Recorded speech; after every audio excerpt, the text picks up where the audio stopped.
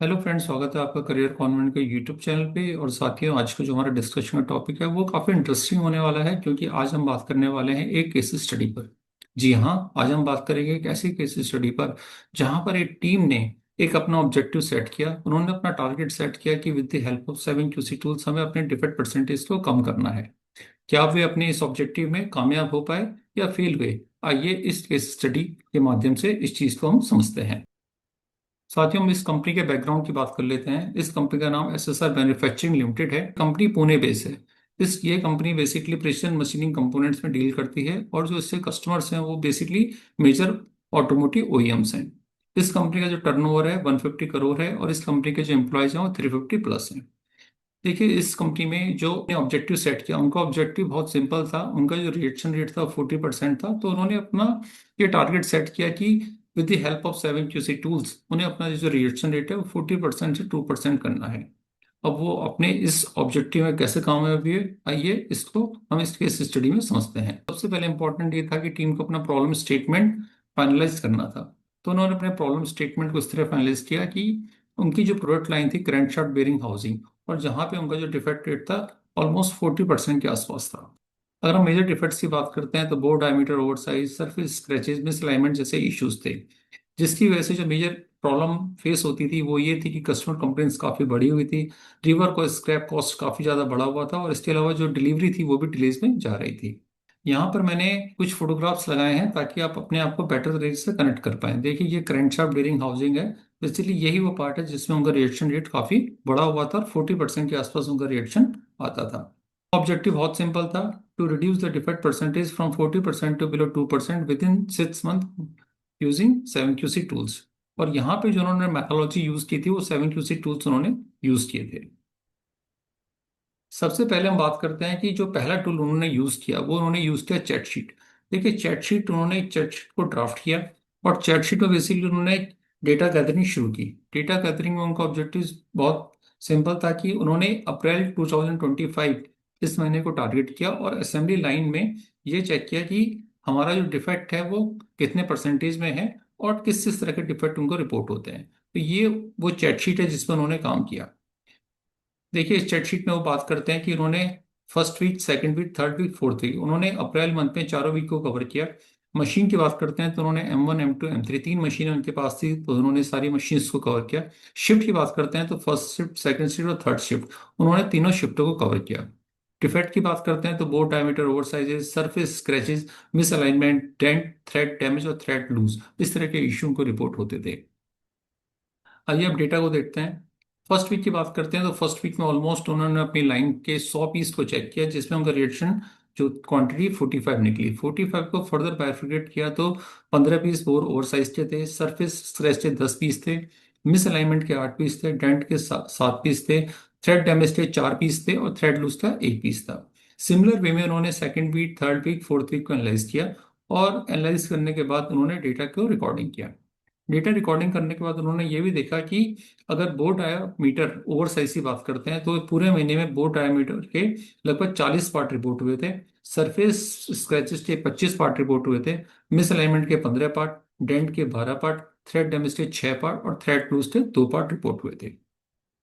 एक चीज और इम्पोर्टेंट है कि तीन ऑपरेटर, जिनको हमने यहाँ पे A, B, C और नाम दिया गया है, ये तीनों ऑपरेटर लाइन पे लगे हुए थे, और इन ऑपरेटर की शिफ्ट में ही ये रिएक्शन प्रोड्यूस हो रहा था। इंसाइट की बात करते हैं कि इस पूरी चैटशीट से जब डेटा रिकॉर्डिंग हुई तो उन्हें क्या इंसाइट हुई। उनको देखिए, एक चीज तो ये साफ साफ पता चले कि जो उनका बोर्ड डायमीटर ओवर साइज है वो उनका हाईएस्ट कंट्रीब्यूटर है रिएक्शन परसेंटेज में। इसका मतलब ये है कि सबसे ज्यादा जो रिएक्शन प्रोड्यूस हो रहा है वो बोर्ड डायमीटर ओवर साइज की वजह से हो रहा है।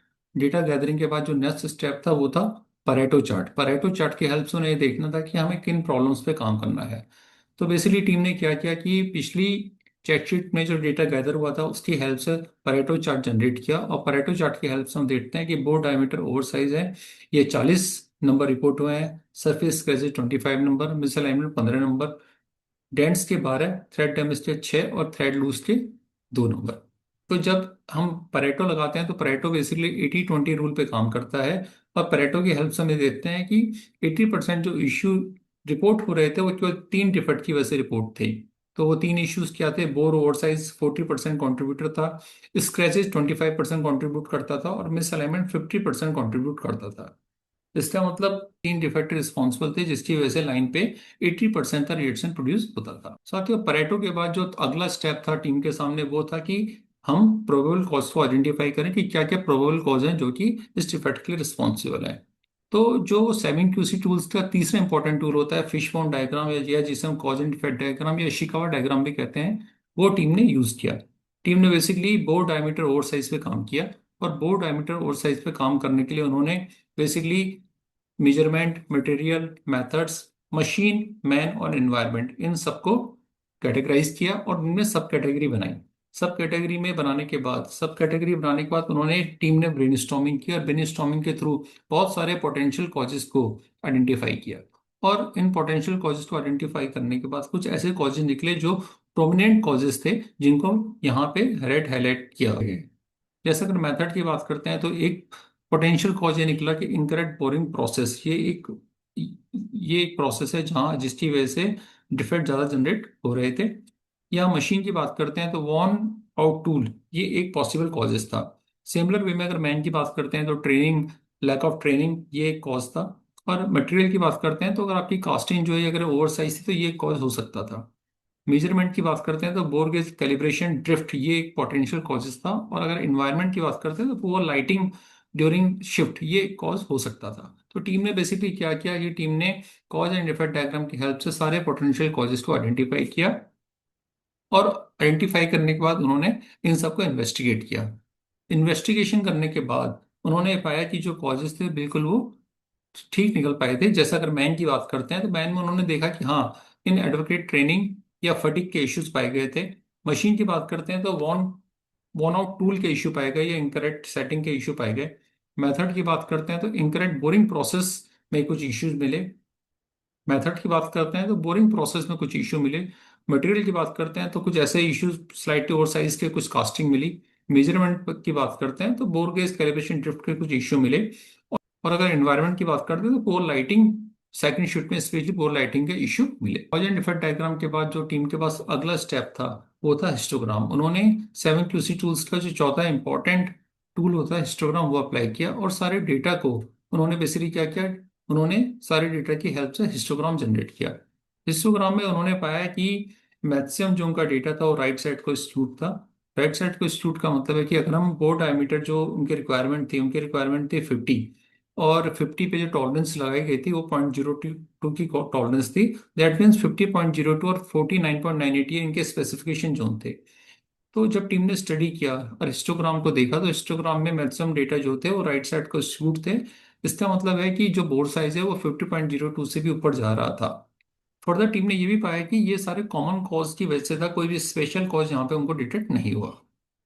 हिस्टोग्राम को स्टडी करने के बाद टीम के सामने जो अगला टारगेट था, रूट कॉज को आइडेंटिफाई करना। रूट कॉज को आइडेंटिफाई करने के लिए उन्होंने स्कैटर डायग्राम का यूज किया। और स्कैटर डायग्राम में उन्होंने बेसिकली दो पैरामीटर यहाँ पे लिए। पहला पैरामीटर था बोर डायमीटर, और दूसरा पैरामीटर था टूल लाइफ। तो टूल लाइफ और बोर डायमीटर के रिस्पेक्ट में जब ग्राफ जनरेट हुआ, तो यहाँ पे पॉजिटिव कोरिलेशन हमें ये दिखा कि जब हम टूल को 12.5 आवर्स के बाद यूज करते हैं तो बोर डायमीटर यहाँ पे काफी ज्यादा आउट जा रहा था। तो बेसिकली हम यहाँ पे देखते हैं कि जो टूल लाइफ है ये आवर्स में ली गई है। यहाँ पे जब हम देखते हैं कि आउट ऑफ स्पेक्ट जोन जो हम देखते हैं, स्पेक्ट जोन देखते हैं, तो हमें पता चलता है कि 12.5 आवर्स के बाद अगर टूल को यूज किया जाता है, जो कि मे भी शायद वो कंडीशन है जब टूल वॉर्न आउट हो जाता हो, तो यहाँ पे हमें काफी सारे रेटिंग्स हैं जो आउट ऑफ स्पेक हमें दिखाई देती हैं। तो एक ये पॉजिटिव कोरिलेशन यहाँ पे नजर आता है। यहाँ पे इस तरह से लिखा भी है टीम ने कि positive correlation is clearly visible as tool life increase the bore diameter tends to increase crossing upper tolerance limit. This support the root cause identified in the case study worn out tools causing oversize bored. तो यहाँ पे team ने पाया कि जो एक strong cause ये निकल के आया कि अगर हम टूल को 12.5 आवर्स से ज़्यादा यूज करते हैं तो कहीं ना कहीं वो हमारी बोर्ड को डिस्टर्ब करता है, जो बोर्ड साइज है हमारा ओवर साइज चले जाता है। स्कैटर डायग्राम को स्टडी करने के बाद टीम के पास जो अगला टारगेट था वो था एक्स बार आर चार्ट बना के ये देखना कि कौन ने पाया कि जो कंट्रोल चार्ट है वो किसी स्कैटर डायग्राम को सपोर्ट करते हैं। और हाँ, यहाँ भी हमें दिखाई देता है कि 12.5 आवर्स के बाद जो बेसिकली क्या होता है कि जो जो आपका बोर्ड है ओवर साइज चले जाता है। ये जो बेसिकली रीडिंग है दिखाते हैं कि बोर्ड यहाँ पे ओवर साइज है। रेंज चार्ट भी यही शो करता है कि कोई भी यहाँ पे ऐसा कोई स्पेशल कॉज नहीं है बल्कि कॉमन कॉज है। क्योंकि यहाँ पे अगर हम इस 0.5 आवर्स के बाद टूल को चेंज कर देते हैं तो हमारी प्रॉब्लम यहाँ पे सॉल्व हो जाती है। करने के बाद टीम इस चीज पे फॉर्म थी कि जो basically tool life is a important factor जो कि कंट्रीब्यूट करता है हाई रिएक्शन रेट के लिए। टीम ने स्ट्रेटिफिकेशन टूल्स को ऑपरेटर पे यूज किया तो उन्होंने देखा कि ऑपरेटर जो ए है उसका जो बेसिकली उसकी शिफ्ट में जो बोर्ड डायमीटर की रेंज है वो काफी ज्यादा प्रोड्यूस होती है, आउट ऑफ स्पेक भी चली जाती है। सेम वे में जब उन्होंने शिफ्ट में एनालाइज किया तो उन्होंने पाया कि सेकंड शिफ्ट में बोर्ड डायमीटर की जो रेंज काफी ज्यादा है, बोर्ड डायमीटर की जो रेंज है काफी ज्यादा है कंपेयर टू शिफ्ट फर्स्ट और शिफ्ट थर्ड। सिमिलर वे में जब उन्होंने मशीन बेस्ड सर्टिफिकेशन टूल को यूज किया तो टीम ने ये पाया कि तीनों मशीनों में M1 M2 M3 में जो M3 मशीन है, M3 मशीन में बोर्ड डायमीटर की जो रेंज है, बोर्ड डायमीटर की रेंज काफी ज्यादा है। तो ये बात करें, ये चीज क्लियरली निकल के आया कि ऑपरेटर की बात करें तो ए शिफ्ट के ऑपरेटर को यहाँ पर ट्रेनिंग की रिक्वायरमेंट है। और सेकंड शिफ्ट में मे भी कुछ ऐसा इश्यू है जिसकी वजह से जो रेंज है वो काफ़ी ज़्यादा जाती है। मे बी वहाँ पे सुपरविजन का गैप है या मे बी कुछ और रिसोर्स का गैप है। और मशीन की बात करते हैं तो मशीन 3 में M3 में कुछ इश्यू है जिसकी वजह से जो बोर डायमीटर की रेंज है काफ़ी ज़्यादा जा रही है। की हेल्प से टीम ने कंक्लूड किया कि बेसिकली हमारे 3 फैक्टर और हैं जिसमें हमें काम करने की रिक्वायरमेंट है। इसका मतलब यह है कि टीम को ऑपरेटर की ट्रेनिंग पे भी काम करना था, टीम को सेकंड शिफ्ट में देखना था कि क्या इश्यूज हैं, सुपरविजन का इश्यूज है या कोई और इश्यूज है उस पर भी काम करना था, और मशीन 3 पे भी काम करना था क्योंकि मशीन 3 सबसे ज्यादा ब्रॉड रेंज में वो डायमीटर प्रोड्यूस कर रही थी।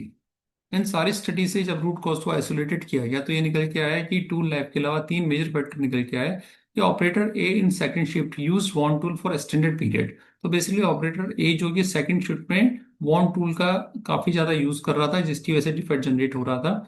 मशीन M3 में वेरिएशंस ज्यादा थे, मे बी प्रिवेंटिव का इश्यू था या कुछ और मेंटेनेंस का इश्यू था जिसकी वजह से रेडिएशन काफी ज्यादा थे। और ऑपरेटर ए को ट्रेनिंग की रिक्वायरमेंट थी, मे बी उसे ट्रेनिंग नहीं मिली थी जिसकी वजह से वो वन टूल यूज करता था और काफी ज्यादा जो रिएक्शन है वो जनरेट होता था। करेक्टिव एक्शन लिए गए, करेक्टिव एक्शन सारे पॉइंट्स पे लिए गए। जैसे कि अगर मैन की बात करते हैं तो सेकंड शिफ्ट के ऑपरेटर की रिट्रेनिंग की गई, उसका स्केल मैट्रिक्स को इंट्रोड्यूस किया गया, अपडेट किया गया। मशीन की बात करते हैं तो मशीन की M3 मशीन की प्रिवेंटिव मेंटेनेंस की गई और उसकी टूल लाइफ मॉनिटरिंग की SOP बनाई गई। मेथड की बात करें तो बोरिंग साइकिल और टूल एंगल को मॉडिफाई किया गया। अगर मटेरियल की बात करते हैं तो इनकमिंग स्टेज में टाइटर इंस्पेक्शन को इम्प्लीमेंट किया गया। मेजरमेंट की बात करें तो मंथली कैलिब्रेशन स्टार्ट किया गया फॉर बोर गेजेस के लिए। और एनवायरनमेंट की बात करते हैं तो जो लाइटिंग है और जो शिफ्ट बाई QA चेक है उसे इम्प्रूव किया गया। इन सारे करेक्टिव एक्शंस को इम्प्लीमेंट करने के बाद अगले 6 महीने जो रिजल्ट्स थे उसको ऑब्जर्व किया गया और जो रिजल्ट्स थे वो बड़े ही ड्रास्टिक रिजल्ट्स थे।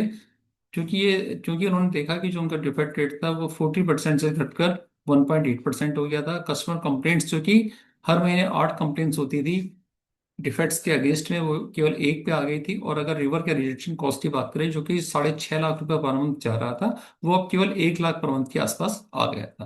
पूरी स्टडी से कंक्लूजन क्या निकला, देखिए इस पूरी स्टडी से कंक्लूजन ये निकला कि जो 7QC टूल्स होते हैं वो काफी इंपॉर्टेंट टूल्स हैं और हेल्प और में आइसोलेट करने में और एलिमिनेट करने में इंपॉर्टेंट रोल प्ले करते हैं। और पूरे इस एनालिसिस के थ्रू उन्होंने अपने डिफेक्ट को 40% से 1.8% लाने में कामयाब हुए। और एक जो क्वालिटी ऑनरशिप का जो कल्चर होता है वो बिल्डअप हुआ क्योंकि इस पूरी स्टडी में, इस पूरे केस स्टडी में उन्होंने ऑपरेटर्स को, इंजीनियर्स को इन्वॉल्व किया, पूरे टीम वर्क के साथ ये काम हुआ। टीम ने कुछ लेसन लर्न भी किए। लेसन लर्न क्या थे कि QC टूल जो है पावरफुल टूल्स हैं, अगर उन्हें सिस्टमेटिकली तरीके से यूज किया जाए।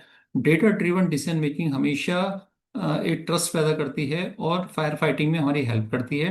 और ऑपरेटर इन्वॉल्वमेंट जो होता है वो हमें जरूर चाहिए होता है अगर हमें सस्टेनेबल इंप्रूवमेंट चाहिए अपने प्रोसेस में। विदाउट टीम के सस्टेनेबल इंप्रूवमेंट्स लाना इम्पॉसिबल होता है। साथियों, इस तरह से हमने इस केस स्टडी को अच्छे से समझा। हमने ये भी समझा कि किस तरह से टीम ने 7QC टूल्स की हेल्प से अपने डिफेक्ट को 40% से घटाकर केवल 6 महीने के अंदर 1.8% पे ले आए। और जो उनका रिवर की जो कॉस्ट थी, देखिए 6.5 लाख रुपए उनके जो रिवर की कॉस्ट आती थी वो केवल घटकर 1 लाख पे आ गई। करता हूँ ये केस स्टडी आपके लिए काफी हेल्पफुल होगी। आप भी 7QC टूल्स को अपने प्रोसेस में इंप्लीमेंट करेंगे और इम्प्लीमेंट करने के बाद आप भी ये देखेंगे कि किस तरह से आपके जो डिफेक्ट रेट हैं, किस तरह से आपकी जो कॉस्ट है जो रिवर्क में या सेग्रीगेशन में जा रही है वो आपकी कम होगी। उम्मीद करता हूँ आपको ये वीडियो पसंद आई होगी। अगर आपको ये वीडियो अच्छी लगे तो इसे लाइक सब्सक्राइब कीजिए और अपने कमेंट करके बताइए कि अगर आपको और किसी टॉपिक पे आपको कुछ डिस्कशन करना है तो मैं उस पर फर्दर वीडियो बनाऊंगा। तब तक के लिए थैंक यू, धन्यवाद।